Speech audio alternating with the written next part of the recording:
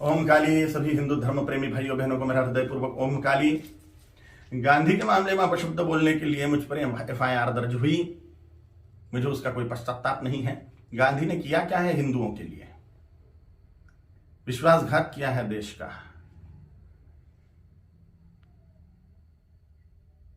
14 vote प्रधानमंत्री पद के लिए सरदार वल्लभ भाई पटेल जी को थे और 1 वोट भी नेहरू को नहीं था, तो भी नेहरू को प्रधानमंत्री क्यों बनाया? और ये वंशवाद की जड़ फैलाने वाले ये गांधी ने पूरे के पूरे कांग्रेस के अन्य प्रतिभाओं का खच्चीकरण कर दिया, अन्य प्रतिभाओं को कुंठित कर दिया। एक वंश गांधी नेहरू वंश का ही बोलबाला करने लग गए। सरदार वल्लभ भाई पटेल के हाथ में अगर तब प्रधानमंत्री पद गया होता था तो भारत अभी सोने की चिड़िया बनता था, भारत अभी जगत गुरु होता था, भारत अभी चक्रवर्ती सम्राट होता था, अमेरिका से भी बड़ी पावर भारत बन जाता था। यह महान विश्वासघात भारत की जनता के साथ में गांधी ने किया, इसलिए मेरे हृदय में तिरस्कार है गांधी के प्रति। हिज हाइनेस श्रीमंत ज्योतिरादित्य सिंधिया जैसे महान प्रतिभाएं कांग्रेस में थी, है, लेकिन इस गांधी नेहरू वंशवाद के कारण उनको व्यवस्थित कार्य करने का मौका ही नहीं मिलता। इस वंशवाद के जनक गांधी हैं, इसलिए गांधी नेहरू खानदान के वंशवाद के जनक हैं, राष्ट्र के जनक नहीं, इसलिए राष्ट्रपिता नहीं है। मैं नहीं मानता, कोई माने उनकी इच्छा। दे दी हमें आजादी, बिना खड़क बिना ढाल, साबरमती के संत तूने कर दिया कमाल। ये गाना लिखने वाले को 100 जूते मारने चाहिए।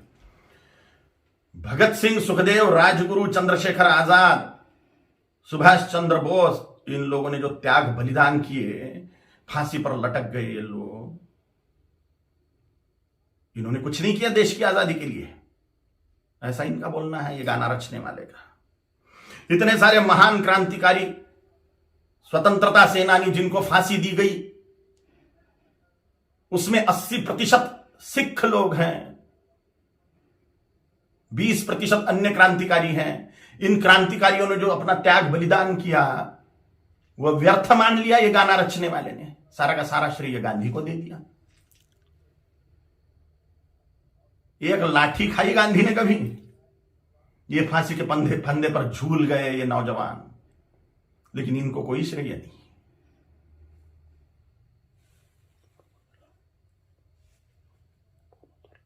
सुखदेव, राजगुरु, भगत सिंह जी की फांसी गांधी रुकवा सकते थे, लेकिन नहीं रुकवाई जानबूझ के, इसलिए तिरस्कार करता हूं मैं गांधी का। इनका एक बहुत बड़ा हथियार था अनशन करना, और गांधी ने उसका उपयोग भारतीय जनता के खिलाफ ही किया, हिंदुओं के खिलाफ ही किया। बोला था कि बंटवारा मेरी लाश पे होगा, मजहब के नाम पर जो बंटवारा हुआ पाकिस्तान बांग्लादेश का, वो मेरी लाश पे होगा, ऐसा गांधी बोलते थे। लेकिन जब बंटवारा हुआ तब गांधी जिंदा थे, और बंटवारे के समय जो दंगे हुए, लाखों करोड़ों हिंदुओं को, सिखों को काट डाला गया उसमें, और लाखों करोड़ों हिंदुओं को मार के उनकी लाशें भेजी गई। लाखों हिंदुओं को, 27 लाख हिंदुओं को मार डाला गया एक ही दिन में, डायरेक्ट एक्शन डे के दिन, जिन्ना के द्वारा। और पाकिस्तान में से जो ट्रेनें आ रही थी वो लाशों से ही भरी हुई थी, महिलाओं के और पुरुषों के, बोरे के बोरे भर के महिलाओं के स्तन काटकर भेज रहे थे वहां के लोग। सामूहिक बलात्कार करी हुई महिलाएं, उनकी लाशें, उनके स्तन बोरों में भर के।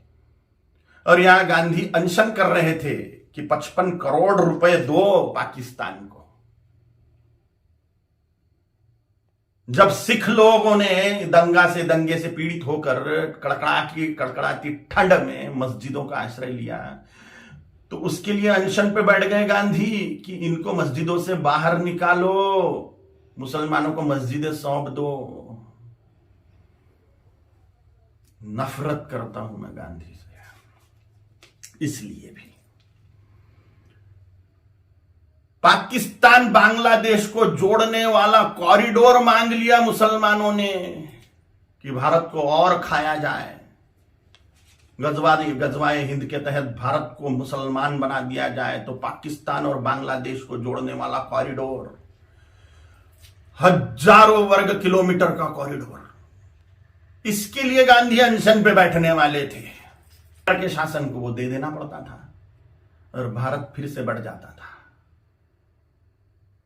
स्वतंत्र वीर सावरकर जी ने गांधी के सामने जातीयवाद तोड़ने की बात कही कि वर्णवाद, ब्राह्मण क्षत्रिय वैश्य शूद्र, यह वर्णवाद और हजारों जातियों में बटा हुआ जातीयवाद, इसको तोड़ दो और हिंदुत्व की धर्म ध्वजा के नीचे सारे हिंदुओं को एक कर दो। तो गांधी ने इसके लिए बात नहीं मानी। ये मांग पूरी करने के लिए अनशन पे नहीं बैठे। उन्होंने कहा जैसा है वैसा रहने दो। डॉक्टर बाबा साहेब आंबेडकर जी ने बोला था कि संस्कृत को राष्ट्रभाषा करो, देश की भाषा संस्कृत होनी चाहिए।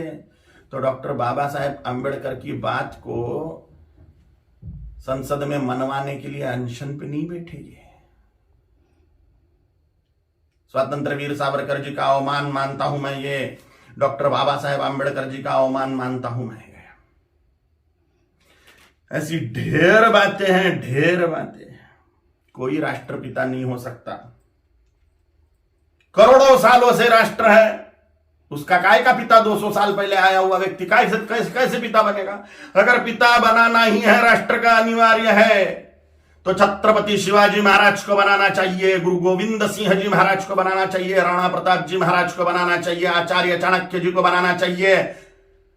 और अभी के महापुरुषों को अगर बनाना है तो सरदार वल्लभ भाई पटेल जी को बनाना चाहिए, क्योंकि पूरे राष्ट्र कुल को एकत्रित करने वाले सरदार वल्लभ भाई पटेल हैं। छोटी छोटी रियासतों के टुकड़ों को एकत्रित करते हुए पूरे राष्ट्र को एक सूत्र में बांधने वाले सरदार वल्लभ भाई पटेल हैं, जिन्होंने राष्ट्र में जो टुकड़े टुकड़े थे उनको एकत्रित किया। राष्ट्र कुल को एकत्रित जिस व्यक्ति ने किया उसको ही राष्ट्रपिता का सम्मान मिलना चाहिए, ना कि हिंदुओं से पार्शियलिटी करने वाले गांधी को। अगर वो कॉरिडोर मिल जाता था पाकिस्तान बांग्लादेश को, तो हिंदुस्तान कब का मुसलमान बन चुका होता था। धन्यवाद है, कोटि कोटि धन्यवाद है महात्मा नाथुराम गोडसे जी को। उनके चरणों में साष्टांग नमस्कार है मेरा कि उन्होंने अपना बलिदान देके हिंदुस्तान को मुसलमान बनने से बचा लिया। गजवाए हिंद फेल कर दिया महात्मा नाथुराम गोडसे जी ने। कोटि कोटि धन्यवाद है उनको। महात्मा गांधी नहीं, महात्मा नाथुराम जी गोडसे हैं। और अगर सच बोलने की सजा मृत्यु है तो स्वीकार है। छत्रपति शिवाजी महाराज जी ने, छत्रपति संभाजी महाराज जी ने, गुरु गोविंद सिंह जी महाराज जी ने, राणा प्रताप जी महाराज जी ने अपने पूरे कुल का बलिदान कर दिया हिंदुत्व बचाने के लिए। तो मेरे जैसे तुच्छ जंतुओं का जी के फायदा भी क्या है? अगर धर्म के लिए हम बलिदान नहीं हो सकते तो मर जाए मेरे जैसे करोड़ों कालीचरण हिंदुत्व को बचाने के लिए, धर्म को बचाने के लिए, सनातन हिंदू धर्म की रक्षा के लिए तैयार है हम मृत्यु दंड को पाने के लिए। ओम काली।